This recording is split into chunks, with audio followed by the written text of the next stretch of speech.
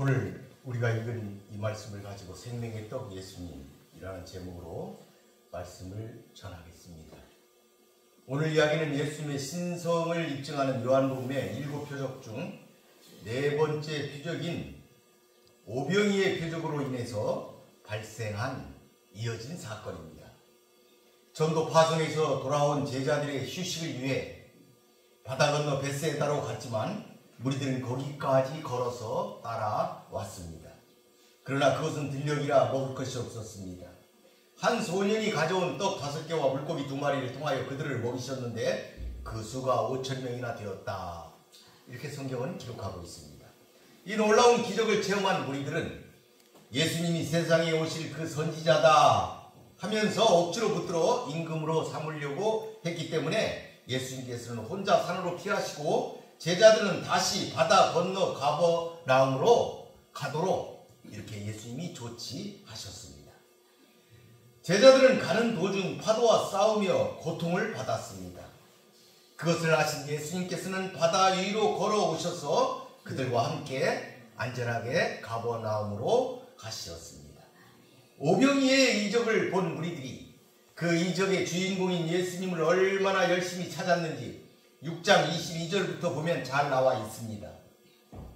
자기들의 당면한 문제를 해결하여 줄 수 있다는 절박한 심정으로 이처럼 열심히 그분을 찾은 것입니다. 24절에 한번 보면 우리가 거기라는 벳세다입니다. 거기에 예수도 안 계시고 제자들도 없음을 보고 곧 배들을 타고 예수를 찾으러 가버나움으로 가서 만나 라비여 언제 여기 오셨나이까 하니. 세상에는 이같이 세속적 동기에서 예수님을 만나고자 힘쓰는 이들이 적지 않습니다. 그들은 하나님에게로 돌아가고자 예수님을 찾은 것이 아니라 현실적인 필요에 의해서 그런 것입니다. 예수께서는 그들의 내면을 감찰하시기 때문에 그들의 세속적인 동기와 목적을 알고 계셨습니다. 26절에 보니까 너희가 나를 찾는 것은 표적을 본 까닭이 아니고 떡을 먹고 배부른 까닭이로다. 썩을 양식을 위하여 일하지 말고 영생하도록 있는 양식을 위하여 하라. 아멘. 이 양식은 인자가 너희에게 주리니 인자는 하나님께서 인치신 자니라. 예수님은 그들에게 하나님의 능력으로 표적을 나타내었는데 그들은 배불리 먹는 것으로 끝나고 다시 배를 채우기 위한 생각만 하고 있다는 예수님의 말씀입니다. 그들은 예수님이 주신 떡을 먹을 때 하나님께서 기적을 베푸셨다는 사실을 깨닫고 하나님이 살아계시는구나. 하나님은 전능하시구나. 하나님이 예수님을 보내셨구나. 이렇게 깨닫고 예수님을 하나님이 인치신 자라는 것을 깨닫고 그 예수님의 말씀을 듣고 가르침을 듣고 따라 살아야겠다. 이렇게 하여야 되었습니다. 그렇게 해서 예수님을 믿는 것이 하나님의 일이다. 이렇게 성경은 기록하고 있습니다. 그렇지만 그들은 과오를 저질렀습니다. 그들은 또다시 예수님에게 당신을 믿을 수 있도록 표적을 달라고 하면서 품목을 지정했습니다. 만나, 떡을 달라고 요구한 것입니다. 30절에 보니까 그들이 묻되 그러면 우리가 보고 당신을 믿도록 행하시는 표적이 무엇이니까? 하시는 일이 무엇이니까? 기록된 바 하늘에서 그들에게 떡을 줘 먹게 하였다 함과 같이 우리 조상들은 광야에서 만나를 먹었나이다. 우리도 만나를 먹게 해 주십시오 하고 요구하는 것이죠. 그들은 벳세다 광야에서 떡을 먹었지만 그 떡으로는 부족했습니다. 모세가 광야에서 떡을 40년 동안 준 것처럼 우리도 계속 떡을 먹게 해달라. 그렇게 지금 요구하고 있는 것입니다. 그런 걸 구해달라.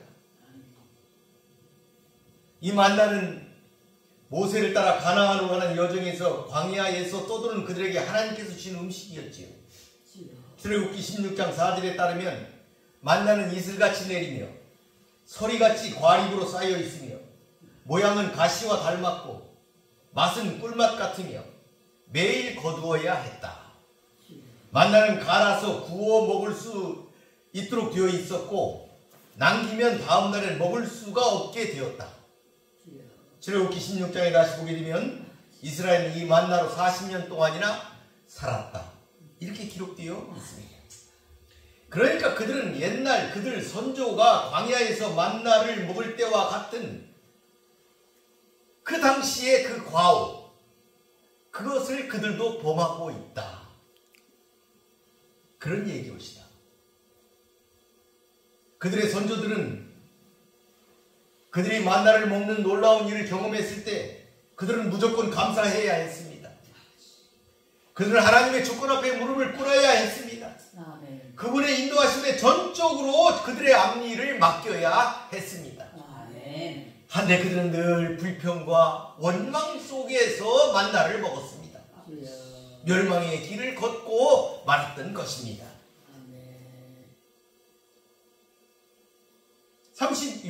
요한복음 6장 32절에 보니까 예수께서 이르시되 모세가 너희에게 하늘로부터 떡을 준 것이 아니라 내 아버지께서 너희에게 하늘로부터 참떡을 주시나니 하나님의 떡은 하늘에서 내려 세상에 생명을 주는 것이니라.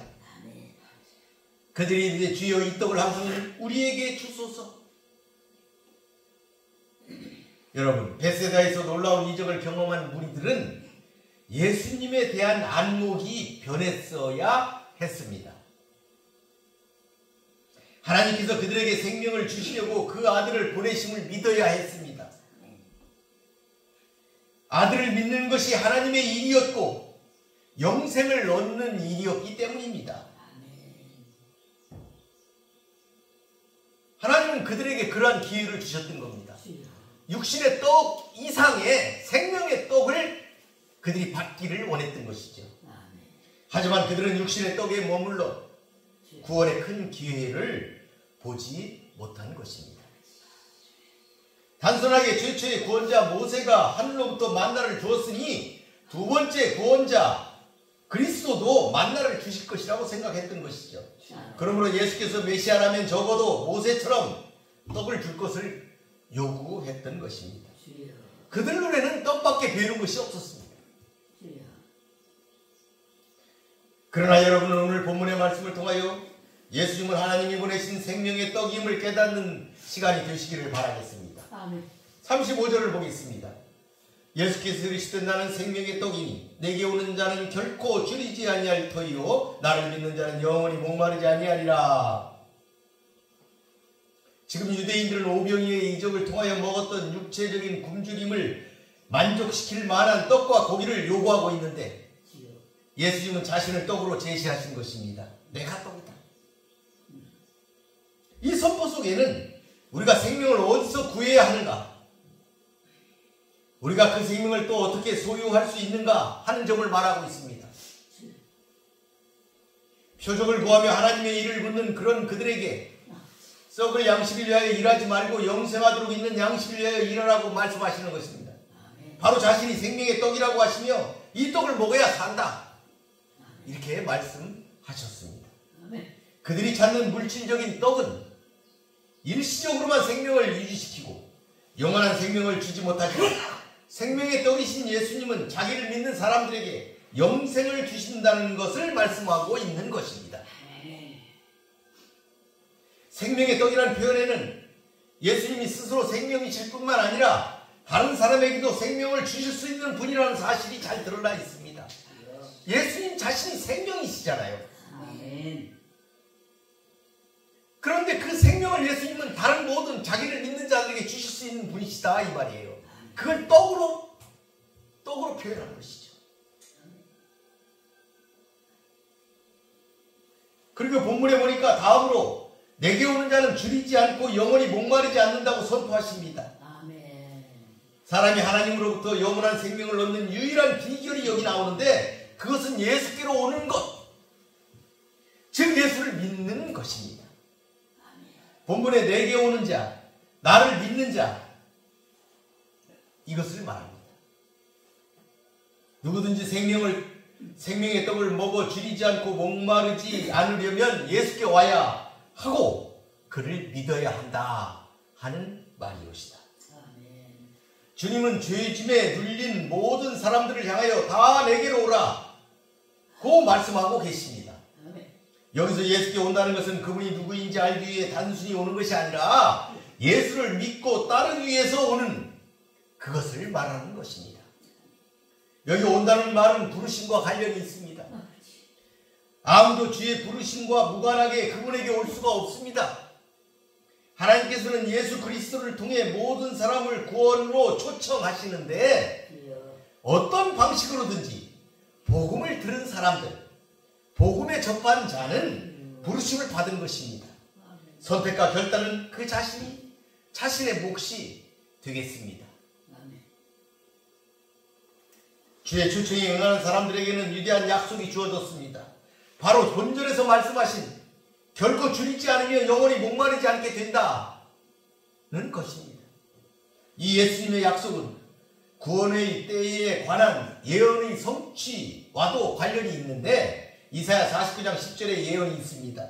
그들이 줄이거나 목마르지 않으며 상하지 않는다는 말씀이 있는데 예수를 믿는 사람들에게서 온전히 이것이 성취된다 하는 것입니다. 예수가 없는 사람들은 세상적으로 많은 것을 소유하고 누릴지라도 참된 만족을 알지 못한 채 허무와 절망, 불안, 두려움 등에 쌓여 살아가게 마련입니다. 반면 예수에게로 오는 사람들에게는 설령 눈에 보이는 소유가 없을지라도 참된 만족과 기쁨이 그 안에 넘치게 되는 것입니다. 여러분도 예수님의 생명의 떡을 통하여 결코 줄이지 않으며 영원히 목마르지 않는 축복 누리시는 성도 되시기를 바라겠습니다. 36절에 보니까 그러나 내가 너희에게 이르기를 너희는 나를 보고도 믿지 아니하는도다 하였느니라. 예수님은 유대인들의 그 영적인 완고함 그것을 꼬집으시면서 하시는 말씀입니다. 예수님의 말씀을 듣고 또 그분이 행하시는 일을 직접 눈으로 보면서도 예수님이 하나님의 아들이요 생명의 떡이라는 사실을 믿지 않는 것은 본 사건에서 충분히 입증되었습니다. 설명되었습니다. 유대인들이 그렇다. 유대인들은 예수께서 행하시는 이 모든 것을 자기들의 눈으로 직접 목도하고 경험하였음에도 믿지 못하는 영적인 마비 증세를 보이는 증증 환자들이었던 것입니다. 그러나 믿음의 선진 중에는 직접 예수님을 보지 못하였지만 그렇지만 예수님을 진실히 믿는 순수한 신앙의 사람들이 너무도 많았고 지금도 많이 있습니다. 너무 대주적이다. 그들과 너무 대주적이다. 말할 수 있게 했습니다. 또 믿지 아니하였도다 하는 이 말은 예수 믿기를 계속 거부하고 있음을 나타내는데 이 상태는 예수께서 십자가를 지신 후까지도 지금까지도 계속되고 있습니다. 오늘날 우리 역시 이 유대인처럼 머리로는 예수님을 만나고 알면서도 가슴으로 믿지 못하는 영적 완고함에 빠져 있지는 않는지 우리 자신을 늘 경계해야 하겠습니다. 37절에 보니까 하나님께서 내게 주시는 자는 다 내게로 올 것이요 내게 오는 자는 내가 결코 내쫓지 아니하리라. 예수님의 이 주장은 참으로 의미심장합니다. 이 말씀 가운데는 하나님의 선택이라는 심오한 신학사상, 하나님의 주권사상이 들어있습니다. 하나님의 구원에는 남녀의 차별이 없음도 본문이 말하고 있습니다. 왜 그러냐면 내게로 온다, 오는 자, 중성으로 사용했습니다. 남자나 여자 가리지 않고 중성으로 표현되어 있습니다. 차별이 없음을 나타내는 것입니다. 구원에는 차별이 없습니다. 모든 예배자가 신 앞에 나온 것으로 그러한 의미로 쓰여 있습니다. 실로 이러한 말씀은 예수께로 오는 사람들은 창세 전에 이미 그리스도 안에서 하나님에 의해 선택된 자들이라는 것입니다.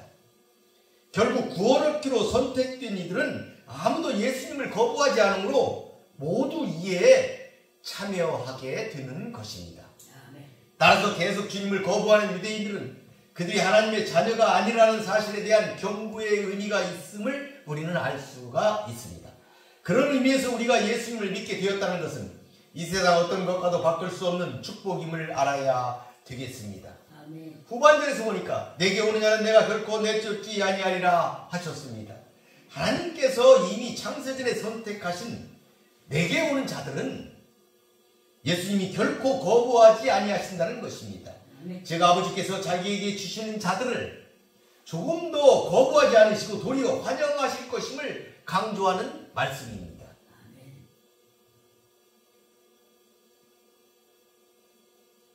또 이 말씀을 믿는 자들은 주님께 나아갈 길이 있다는 것을 알려주는 위로의 말씀이기도 합니다. 우리는 이 말씀을 통하여 구원의 주체가 하나님이시고 예수께서는 그 일을 실행하셨음을 확인하게 됩니다. 성부 하나님 아버지께서 하시는 일에 대해 성자 예수님은 한 번도 이 일을 제기한 적이 없고 거부함이 없이 온전히 쫓으셨습니다. 우리에게 요구되는 신앙의 태도도 바로 이와 같은 완전한 순종이라는 사실입니다. 여러분, 이미 장세전에 선택된 자들에게는 그리스도를 통하여 구원과 영원한 생명이 보장됨을 성경 말씀이 확증하고 있음을 감사하게 여기시기를 바라겠습니다. 아멘. 38절에 보니까 내가 하늘에서 내려온 것은 내 뜻을 행하려 함이 아니요 나를 보내신 이의 뜻을 행하려 함이니라. 예수님이 이 땅에 오신 내려오신 목적이 자기의 뜻을 행하고자 함이 아님을 부조문을 통해서 강하게 강조하고 있습니다. 즉 예수님은 자기의 뜻이 아니라 아버지의 뜻을 행하고자 하심이라고 말씀하고 있는 것입니다. 여기서 내 뜻은 내 자신의 뜻이라는 의미인데 우리는 이것을 성부 하나님과 성자 예수님 사이에 어떤 견해 차이가 있을 수도 있다는 것으로 받아들여서는 안 됩니다. 예수님의 이 말씀은 자신이 아버지와 하나님이여 자신이 행하시는 모든 일이 바로 아버지께서 행하시는 것임을 강조적으로 표현하고자 하신 것일 뿐이지 내 뜻이 따로 있다는 의미가 아니라는 것을 우리들이 알아야 합니다. 예수님은 자신 안에서 믿는 자들을 영생으로 이끄는 것이 바로 성부 하나님의 뜻임을 천명하고 계신 것입니다. 그러므로 예수님을 거부하는 유대인들은 하나님의 뜻을 거스리는 것이며 특권과 축복에서 제외된다는 경고도 들어있음을 우리가 알아야 하겠습니다. 또한 예수님이 항상 중시하고 행동의 기준으로 삼으신 것은 자기를 보내신 자 곧 아버지의 뜻이었음이 다시 한번 강조되고 있습니다. 그 뜻을 행하려는 것이라는 말씀입니다. 그 뜻이 39절과 40절에 잘 설명되어 있습니다. 39절을 다시 보겠습니다. 나를 보내신 이의 뜻은 내게 주신 자 중에 내가 하나도 잃어버리지 아니하고 마지막 날에 다시 살리는 이것이니라. 그러니까 하나님을 보내신 이의 뜻 첫 번째가 뭐냐면 택하심을 입은 성도들을 보호하고 마지막 날에 그들을 다시 살리는 것이다. 여기서 주신 자 중에 내가 하나도 잊어버리지 아니하고는 목양의 관점으로 우리가 해석할 수가 있는 것이죠. 양떼. 양으로 생명을 얻게 하고 더 풍성히 얻게 하고자 이 세상에 오신 목자, 선한 목자이신 예수님의 사명을 잘 나타내고 있습니다.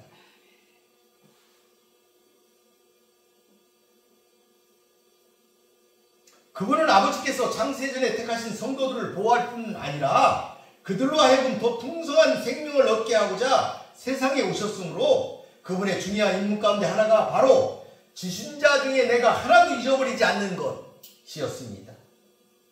그래서 예수님은 십자가 위에서 이 사명을 감당하시기 위해서 그 사명을 완수하신 것입니다. 예수님은 진정한 참 목자이셨다 하는 것을 우리가 깨달을 수가 있겠습니다. 40절에 보니까 내 아버지의 뜻은 아들을 보고 믿는 자마다 영생을 얻는 이것이니 마지막 날에 내가 이를 다시 살리리라 하시니라. 그 아버지의 뜻은 두 번째가 뭐냐면 아들을 보고 믿는 자마다 영생을 얻게 하는 것입니다. 그러니까 이 40절은 39절에 나오는 내용을 다른 각도에서 다시 한번 반복해서 강조하는 것이죠. 39절은 피동적으로 되어 있어요. 하나님이 주신 것을 예수님께서 하나도 잊어버리지 않고 마지막 날에까지 그것을 살리는 것. 그러니까 하나님이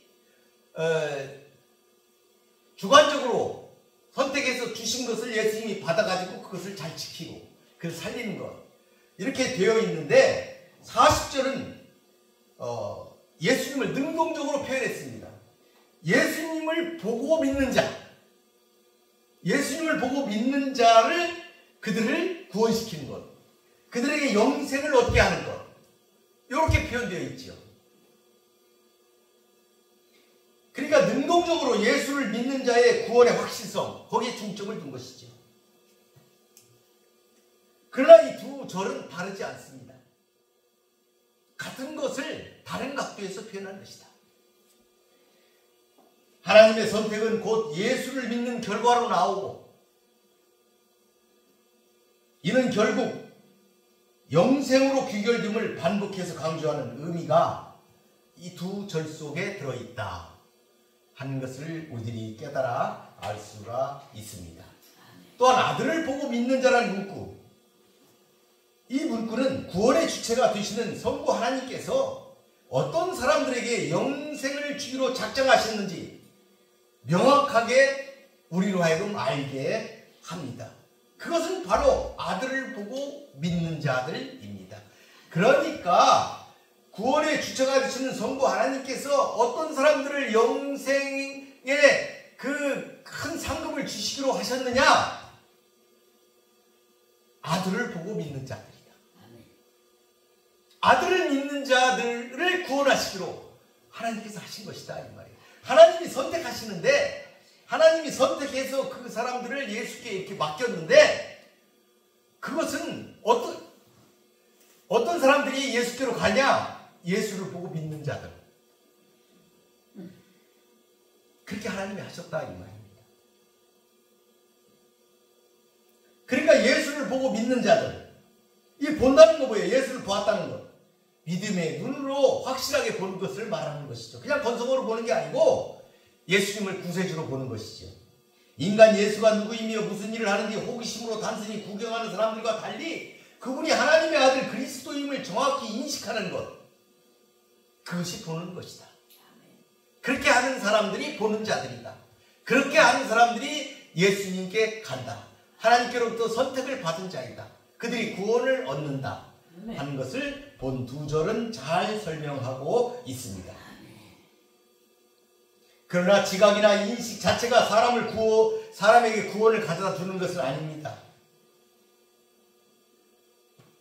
우리가 보았다든지 예수님이 하나님의 아들이구나 이렇게 단순하게 그것을 인식하는 것 자체가 우리를 구원으로 이끌지 않는다 이 말입니다. 이것은 믿음이라는 단계를 거쳐야 된다 이 말이죠. 그를 믿는 자가 되어야 비로소 구원에 참여할 수가 있게 되는 것입니다. 또한 믿는 자는 여기 보게 되면은 이게 이제 문법적으로 보면 현재 분사입니다.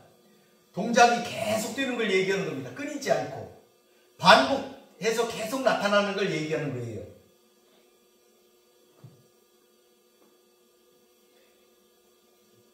그러니까 과거에 믿음이 되어서는 안 돼요. 지금 현재 계속 진행되고 있어야 됩니다. 과거의 믿음이 아니고 또 단절되는 믿음이 아니에요. 계속 이어지는 믿음이어야 된다. 계속적인 신뢰, 끊임없는 순종의 삶을 사는 믿음, 그것이 믿는 자이다 하는 의미였다. 의식에 따라 형식적으로 하는 신앙 고백이 아니라 매일 매순간 생활이라는 언어로 예수께로 신뢰와 복종을 나타내는 것이 진정한 믿음입니다. 아버지께서는 바로 이러한 사람들에게 영원한 생명을 주신다는 말씀입니다. 이러한 믿음 가지시는 성도 되시기를 바라겠습니다. 말씀을 마무리하겠습니다. 예수님은 이렇게 자신이 생명의 떡이라고 말씀하시며 더 나아가 자신의 살과 피를 먹고 마셔야 영생한다는 가르침을 베푸셨습니다. 이 말씀을 들은 유대인과 제자들은 수군대며 그 중에 많은 사람들이 떠나고 12 제자들만 남았다고 6장 뒷부분은 말하고 있습니다. 그들은 영생의 떡과 예수 그리스도의 관계를 이해하지 못했기 때문입니다. 그들은 땅의 것, 육신의 욕구를 위해 예수님을 찾고 또 쫓았던 것입니다.